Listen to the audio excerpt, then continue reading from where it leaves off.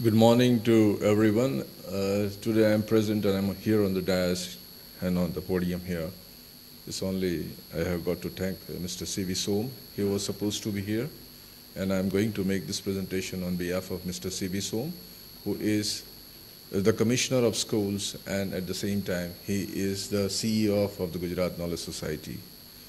So when we talk about the skill development, especially in Gujarat, okay, I think he is the pioneer person because previously had been a part of Director of Employment and Training. He has made tremendous contributions. Probably over coming years, Gujarat is going to remember him. That's the type of a contribution he has been making. And even though being a commissioner of schools, the skill development has always been a part very close to his heart. And that's the reason he still continues to function through Gujarat Knowledge Society for the skill development. Now when we talk of our country, that is India, we say that we are projecting, say 2020, 2030, 2040. That is what actually we have got in our mind. So 2020, that is what actually to begin with. We say that 65% of the population is going to be, okay, of the working age. But out of that, 80% is not even going to complete the schools. That is what actually is the concern. So if that is the case, then what is the number we are talking about to skill them? What is the number? He says 50 crores. National Council for Skill Development said 50 crores, such a big number. So how we are going to train such type of people who are just going to be the school dropouts, who are not going to complete the 16 years of education, then how we are going to cater to this problem? That is the concern of the nation. So we had been talking about this for quite some time, and ultimately it has started flowing in. And this 50 crores to be trained has, when we talk about the 12 plan period, it's 8 crore by 2017. That is a target of the nation, that we are supposed to train, what? 8 crore people. So how we are going to do it? So definitely now it has become the mandate of the nation, mandate of the states itself. States are told, okay, you are going to do this much, based on our capacity. Gujarat has always been the pioneer in certain things, So we have taken up this flagship, okay, we will do it. So what is the target of Gujarat state? It's, say, 40 lakhs. No 40 lakhs, you are going to do 54 lakhs. That is what they have given us. Then who is going to do it for us? I said, then we have the best of the departments, say, 5, 6 departments, say. We are allocated to each of the department. This is what is going to be the responsibility of your department. You do it. I am being a part of the education department. I have my concerns and my targets to be achieved. But it's very specific. Whatsoever you do, how you are going to do it? Center says, we have got the funds. So leverage from certain schemes coming in. State is going to give 50% from the center. Let the private players actually be contributing. That's the way it has been organized. And certain funds which is lying actually unutilized, that is going to be with the state, say construction workers says, that is what they are pinpointing. Utilize that fund for the training, for the welfare for the construction workers. So that has actually been systematically been planned, and it's going to be implemented by the end of the turn of this particular year. You see that the things are going to be done systematically. Now, that is what the projection was, that always focus on the industry. Whether the industry requirements are satisfied or not. We talk big about the skill gap analysis and what industry needs, but are you really conducting the training the way in which the industry requires? Whether industry is serious about training such kind of people, okay, who are needing some kind of a skill and they have got to be transferred to the industries, that has got to be actually looked into. So it is going to be, everything is going to be based on the requirement of the industry, and industry have got to actually involve themselves. Then I train them. Since I am into this training since last 4 years, and I tell you, we train n number of candidates, but we don't track them. I'm just giving an example. So here, you train them, placement is your responsibility. After the placement, the handholding is your responsibility. And we have to track till the end whether he requires some kind of a support in order to change over if he is looking for. So these are the areas of the concern. So training plus the placement plus the handholding is mandatory for any of the agencies who are into the training. So this is my target over 2017, starting from the day today. So this is the way I have distributed every year what I am going to do. 8 5s are 40. 40 lakhs I am going to actually train. So that is my target, and I will be doing it systematically. Now, I say roadmap, how I do it. Forget about GKS or any of the things, the initiatives. Our beloved Prime Minister says that every individual in Gujarat has got to be employable. So how it can be done? He says where any of the youth, any of the manpower that is coming out of any kind of the institution, ultimately they are going to land up into the industries. So industries requirement has got to be done. Initially skill gap analysis has been done. Say NASCOM may be there or NSDC may be there. They have already been a part of us, and sectorally my state was divided. And likewise the requirement was identified and certain short-term course modules were floated. And these modules were ultimately been developed by our content developers, and we had the best of the training partners who were ready to conduct the training for us. But we were very concerned that if we are actually floating such type of courses, the fee should be low. So how we can do it? And government generously said that all our infrastructure is made available to you. Please see that the fee should be as low as possible. So that is a concept that was floated. Utilize the government infrastructure. You come in, we are calling the private players, they're coming to our place, conducting the training.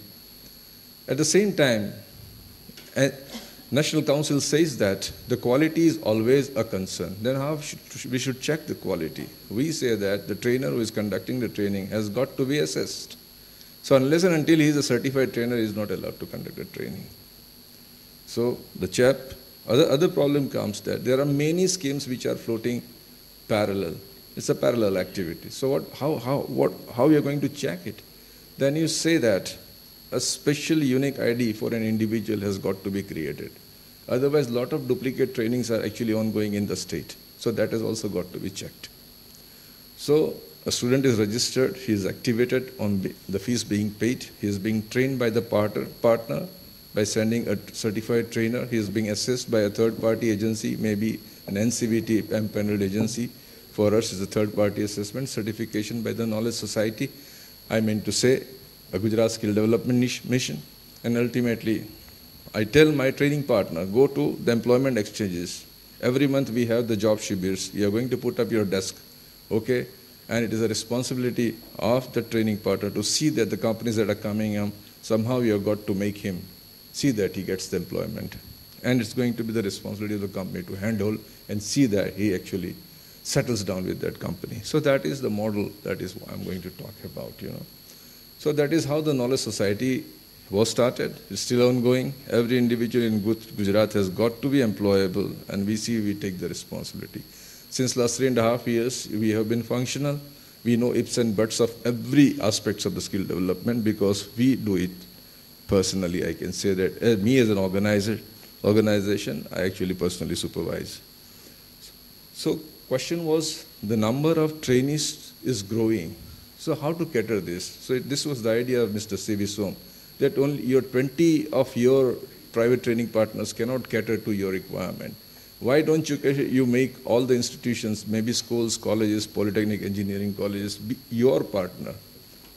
Because our system says that 70% of the fees which we collect goes to the training partner, 10% for the content, 10% for the assessment, 10% for the publicity and marketing. That is the way we do it. So all the institutions are now my partners.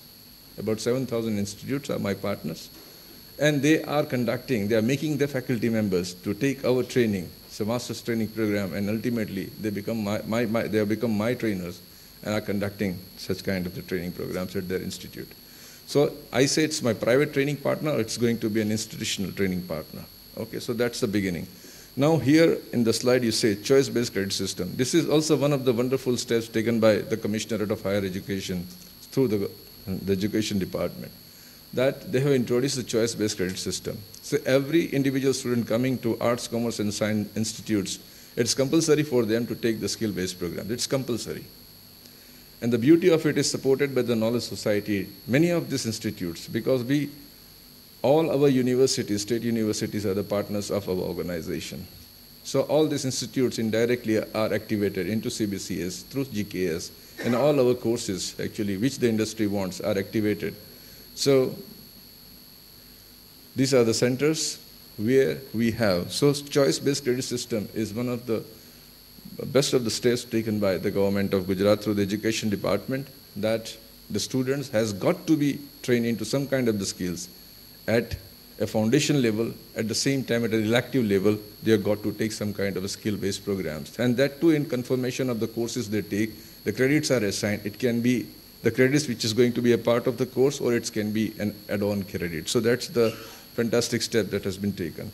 Next comes the ICT at schools. This is very close to Mr. C.V. Som. He says that ICT, it is also one of the centers program.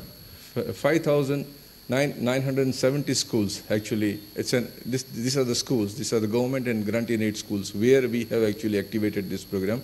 5 of our ICT at schools, actually private training partners, have actually activated ICT programs for creating the infrastructure in form of the computers, softwares, network support, VSAT connectivity. All this thing is available through them.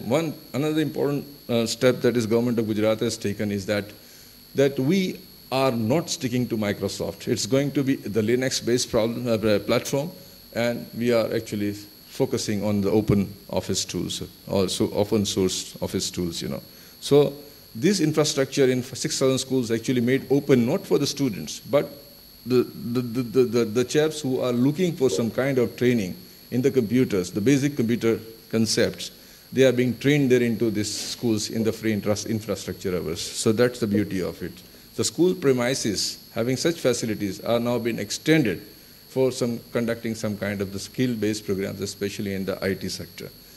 So if you have some idea about what the government of Gujarat is doing, say, we have floated EM power, that is electronics manpower, and we are going to train about 3 lakh candidates, especially into the basic computer concepts. And this particular infrastructure, not only schools, in colleges, engineering colleges, everywhere this thing is going to happen, especially in ITIs even. So that is how we are actually catering to our training needs, especially at different levels. Okay. Now, I just come down to that we are providing incentives to the industries. How come?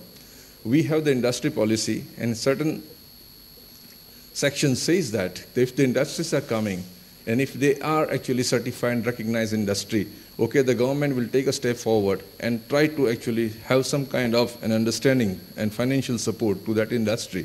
Okay, so we are welcoming the industries. You come down here. Say in GIDC, we have got some GIDC Center of Excellence are there. If you are in academic institutes, we can create a Center of Excellence at your place. Okay, you try to come forward and you see that what government of Gujarat has got to offer you.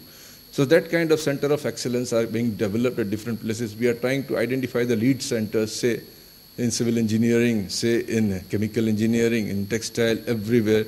We have got the best of the institutes having this kind of the lead centers, which is going to be associated with the industries. So that is the way we are actually catering to the requirement of such kind of the training programs. And then we talk about the flexi models. Say my ITIs is actually existing close to any of the industries. I call them, let them develop my infrastructure, they tell us what is their need of training, we do it, and that's the way we move forward. So I will just show you some of this is ICT at Schools lab, which we have developed at our 6,000 schools. And this is under the industry establishment, what is our strength, to send 2 lakhs per annum, that is our strength. Okay, this is a flexi model where you're inviting industries actually to come to our ITIs or any of the places where they want to develop some kind of these training centers, we help them. Their investment is also coming. This is how the Toyota Motors have come in. Eicher Mitsubishi has come in. Okay, so they are investing in our infrastructure. They are giving their own machines, okay, their own training capabilities to us, and that's the way we are conducting the training. You can see here bar banding for the civil engineering workers. Okay, this is formwork. This is for electrification. This is scaffolding. This is health and safety. And conclusion that in order to see that you provide best of the quality manpower, unless and until my my training provider is somehow associated with the industry, this is never going to happen. So best of the infrastructure, best of the learning facilities, you have to see that we have to bring in best of the people even into the education system. And that is what Mr. Som says, saving energy, water conservation, tree plantation, environmental management practice. And you see that he is concerned about the climate change. At the same time, I would like to say that we are associated with Lantis, Netherlands. We are focusing on some of the Uttar Bunyadi schools where we are conducting some kind of practices for the on-farm practices, especially the families who are involved in the agricultural practices. At the same time, we are associated with TAFE, Technical and Further Education, University of New South Wales, Australia, for the skill development program. So I have got an experience, I have got an exposure. If you have got any questions, probably at the end of the session, probably I will answer. Thank you very much.